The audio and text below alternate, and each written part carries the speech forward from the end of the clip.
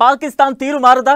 ఉగ్రవాదం, విభజనవాదం, అంతర్గత కుమ్ములాటలు, పడగ విప్పిన అశాంతి, విధ్వంసాలు, ఆర్థిక సంక్షోభం ఇలా సమస్యలతో కొట్టుమిట్టాడుతున్నా అవేం పట్టవు. ఆఖరికి సొంత ప్రజల్నే బలి తీసుకునే స్థాయికి పాకిస్తాన్లో అరాచకం రాజ్యమేలుతోంది. ఉగ్రవాదాన్ని పెంచి పోషించే పాక్ సామాన్యులు గొంతెత్తి నిర్దాక్షిణ్యంగా గొంతు కోస్తోంది. అందుకు ఖైబర్ ప్రావిన్స్ ఘటనే నిదర్శనం. సొంతింట్లో కుంపట్లను గాలి కొదిలి పక్కింట్లో వేలు పెట్టే పాకిస్తాన్ తీరును ఏమనాలి? తన నెత్తిన తానే చేయి పెట్టుకుని చివరికి భస్మాసుర పాక్గా మారుతోందా?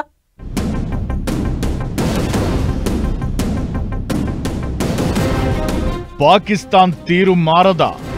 సొంత ప్రజల్నే బలి తీసుకుంటున్న పాకిస్తాన్. ఉగ్రవాదం, విభజనవాదం, అంతర్గత కుమ్ములాటలు, పాక్లో పడగ విప్పిన అశాంతి, విధ్వంసాలు.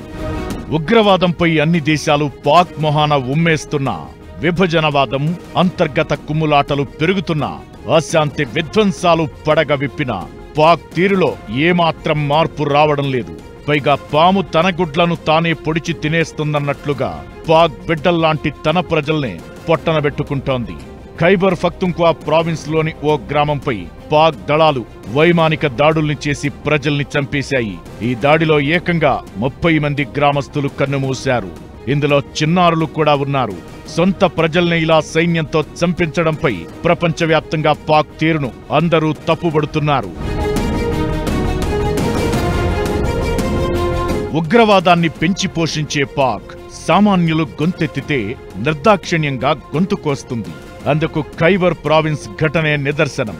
పాక్లో, ముఖ్యంగా ఆఫ్ఘనిస్తాన్ సరిహద్దుల్లో ఉగ్రవాద కార్యకలాపాలు ఎక్కువ. తెహ్రీక్-ఏ-తాలిబాన్ పాకిస్తాన్ ఉగ్రవాదులకు ఆఫ్ఘనిస్తాన్లోని తాలిబాన్ ప్రభుత్వంతో సంబంధాలున్నాయి. తెహ్రీక్-ఏ-తాలిబాన్ ఉగ్రవాదులు పాక్లో ఆశ్రయం పొందుతున్నారు. దీనిపై పాక్ ప్రధాని షహబాజ్ షరీఫ్ హెచ్చరించిన పెడచెవిన పెట్టడంతో పాక్ సైన్యం దాడులకు దిగిందనేది పాలకులు చెబుతున్న మాట. ఇది ప్రపంచానికి తెలిసిన ఓ ముసుగు కప్పిన అంశం. కానీ అసలు కారణం వేరే ఉంది. పాక్లో ఆర్థిక సంక్షోభం, రాజకీయ అస్థిరత, సైనిక చర్యల్ని స్థానికులు జీర్ణించుకోలేకపోతున్నారు. దీన్నే స్లోమోషన్ సివిల్ వార్ గా పిలుస్తున్నారంతా. ఎందుకంటే బలూచిస్తాన్, ఖైబర్ పఖ్తుంఖ్వా ప్రాంతంలో బలూచ్ లిబరేషన్ ఆర్మీ, తెహ్రీక్-ఏ-తాలిబాన్ పాకిస్తాన్ విభజనవాదులు తమ ప్రాబల్యాన్ని, పట్టును పెంచుకుంటున్నారు. దీన్ని పాక్ సైన్యం ఏమాత్రం సహించలేకపోతోంది. బలూచిస్తాన్లో సహజ వనరులు ఎక్కువ. ఈ ప్రాంతం పాక్ ఆర్థిక వ్యవస్థకు ఆయువుపట్టుగా ఉంది. ఇక్కడి సహజ వనరుల్ని కొల్లగొట్టడాన్ని స్థానికులు ఒప్పుకోవడం లేదు. దీంతో తమ ప్రాంతాన్ని ప్రత్యేక దేశంగా ప్రకటించాలని డిమాండ్లు చేస్తోంది Baloch liberation army. Iran, Afghanistan సరిహద్దుల్లో అస్థిరతకు కారణమవుతోంది. డెమోక్రటిక్ కంట్రీగా లేకపోవటమే ప్రధాన కారణం పాకిస్తాన్ సంక్షోభానికి. ఇస్లాం స్టేట్గా డిక్లేర్ చేసుకున్న తర్వాత ముస్లిం తెగల మధ్య ఘర్షణలు కొనసాగుతూనే ఉన్నాయి.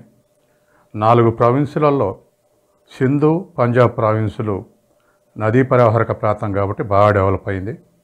బెలూచిస్తాన్ సహజంగానే వెస్ట్లో ఉన్నటువంటి బెలూచిస్తాన్ వెనకబడి ఉన్నది.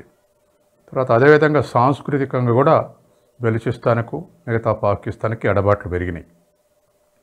సహజంగానే డెమోక్రటిక్గా ఆలోచించని ప్రభుత్వాలు ఒకరిని గూలదూసి మరొకరు, ఒకరిని చంపి మరొకరు, అలా ఆనాటి బొట్టో నుంచి ఇప్పటి వరకు కొనసాగుతూనే ఉంది. రెండవది, ఎవరెన్నికైనా సైన్యం యొక్క ఆశీస్సులతోటే ప్రభుత్వం నడపాల్సి వస్తుంది. ఈ ఏడాదిలో బలూచ్ లిబరేషన్ ఆర్మీ దాడుల్లో దాదాపు 700 మంది పాక్ సైనికులు మరణించారు. మార్చి 11న జాఫర్ ఎక్స్ప్రెస్ ట్రైన్ హైజాక్ చేయడం వెనక ఉన్నది బలూచ్ లిబరేషన్ ఆర్మీని. ఈ సందర్భంగా 59 మంది చనిపోయారు. సింధు ఉద్యమం క్రమంగా బలపడుతోంది. తమ సింధు భాషా సంస్కృతిని పాక్లోని ఇతర ప్రాంతాల వాళ్లు తక్కువగా చూస్తున్నారన్న కారణంగా సింధ్ దేశ్ మూవ్మెంట్ ఊపందుకుంది. పాక్ ఎన్నికల్ని బాయ్కాట్ చేయడం, హక్కుల పోరాటం పేరుతో గిల్గిట్ బాల్టిస్తాన్లో ప్రజలు తిరగబడుతున్నారు. భారత్తో కలిపితే తమ ప్రాంతం అభివృద్ధి చెందుతుందన్న డిమాండ్లు కూడా ఇక్కడ వినిపిస్తుండడం విశేషం. కుళ్ళుపోతు పాక్లో పాలన ఎప్పుడో పడకేసింది. సైన్యం మాటను ప్రజలు వినడం లేదు. అటు దేశ ఆర్థిక వ్యవస్థ నిట్ట నిలువున కుప్పకూలింది. ఫారెన్ రిజర్వులు లేవు. జీడీపీ అంతంత మాత్రమే. ఆకలి కేకలు, పేదరికం మాత్రం గావు కేకులు పెడుతోంది. రాజకీయ నాయకులు కక్ష సాధింపులకే మొగ్గు చూపుతున్నారు.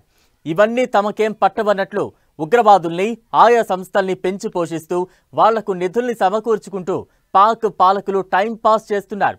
పాలనను పూర్తిగా గాలి కుదిలేశారు. దీనిపైనే అక్కడ అంతర్యుద్ధం మొదలైంది.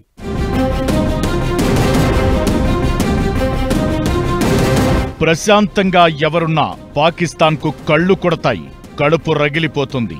అది తమ దేశమైనా ఇరుగు పొరుగు దేశాలైనా సరే గిల్లి కజ్జాలు పెట్టుకుని మరి సునకానందం పొందుతుంది. అంతర్గతంగా రాజకీయం పెను సంక్షోభంలో ఉన్న పైకి అంతా బాగుందన్న మేడిపండు చందంగా వ్యవహరిస్తుంటారు అక్కడి పాలకులు. పైగా ఏదో ఒక వంకతో కశ్మీర్ అంశాన్ని తెరపైకి తెస్తూ అక్కడి ప్రజల్ని రెచ్చగొట్టేలా చూస్తుంటారు. అలాగైనా అక్కడి పరిస్థితుల్ని ప్రపంచం దృష్టికి తేకుండా చేసే డైవర్షన్ పాలిటిక్స్ లో ఇది ఓ భాగం. కశ్మీర్ అంశం పరిష్కారమయ్యేంత వరకు ఇరు దేశాల సంబంధాల్లో సాధారణ పరిస్థితి నెలకొనబోదని మరోసారి భారత్పై విషం కక్కే ప్రయత్నం చేయడమే ఇందుకు నిదర్శనం. కశ్మీర్ సమస్యపై 4 యుద్ధాలు చేశామని, ఎందరో ప్రాణత్యాగాలు చేశారంటూ రెచ్చగొట్టే వ్యాఖ్యలు చేశారు పాక్ ప్రధాని షహబాజ్ షరీఫ్. ఇంట్లో గొడవలు అగ్నిజ్వాలల్లా రగులుతున్న ఆ పాలకులకు పట్టవు.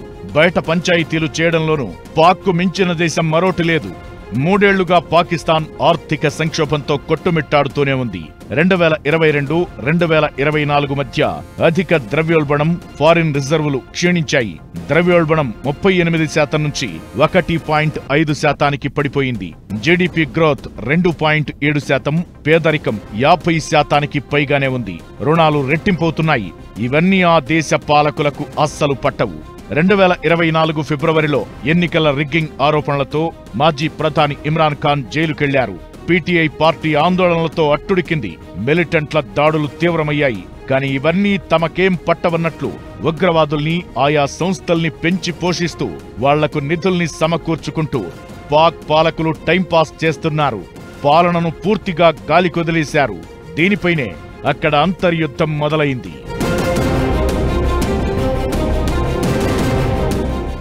అదుపులేని ఉగ్రవాదం పెరిగింది. తర్వాత ఈ ఉగ్రవాదుల్ని భారతదేశానికి వ్యతిరేకంగా ఉపయోగించుకోవాలనేటువంటి ఉద్దేశంతో ప్రోత్సహించారు.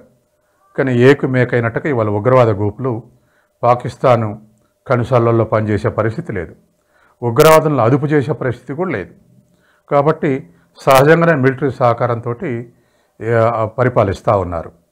ఈ మధ్యకాలంలో భారతదేశంతో ఘర్షణలు తలెత్తిన తర్వాత ఉగ్రవాదులు పిఓకు నుండి సహజంగానే తూర్పు పాకిస్తాన్ నుంచి ఉత్తరంలో ఉన్నటువంటి తాలిబాన్లు స్నేహం కొరకు లేదా ఆఫ్ఘనిస్తాను పాలకుల ఆశీస్సుల కొరకు నార్త్ వెస్ట్ ఉగ్రవాదులు మారినట్టుగా స్థావరాలు మార్చినట్టుగా మనకు తెలుపుతూ ఉన్నాయి.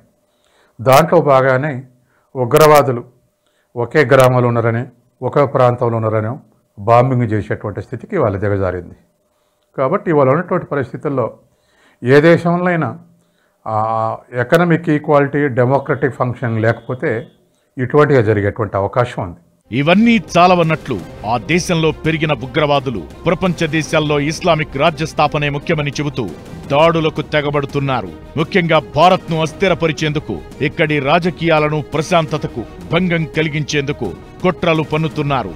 కశ్మీర్లోని పెహల్గాంలో ఈ మధ్య జరిగిన ఉగ్రదాడితో ఉనికిని చాటుకునే ప్రయత్నం చేశాయి అక్కడి ఉగ్రవాద సంస్థలు. కానీ వాళ్ల ప్రయత్నాలు ఫలించలేదు. భారత్ ఆపరేషన్ సింధూర్తో తగిన విధంగా శాస్తి చేసింది. ఇప్పుడు మరోసారి పీఓకేపై పాక్ ప్రధాని చేసిన కామెంట్లను తీటుగా తిప్పికొట్టింది ఇండియా. పీఓకేను స్వాధీనం చేసుకోవాల్సిన అవసరం లేదని, అది ఎప్పటికీ ఇండియాదేనన్నారు భారత రక్షణ మంత్రి రాజ్నాథ్. పీఓకే దానంతట అదే మన దేశంలో కలుస్తుందని ధీమా వ్యక్తం చేశారు. దీనికి పాక్లో అశాంతి, విధ్వంస రాజకీయాలు, ప్రజల నుంచి వస్తున్న తీవ్ర వ్యతిరేకతే కలిసొచ్చే అంశం. ప్రస్తుత పరిస్థితులు చూస్తుంటే పాక్లో అంతర్యుద్ధం తీవ్రస్థాయికి చేరింది. ఏ నిమిషమైనా అది తీవ్రమై ఆ దేశ పాలకులకు బుద్ధి చెప్పక మానవు.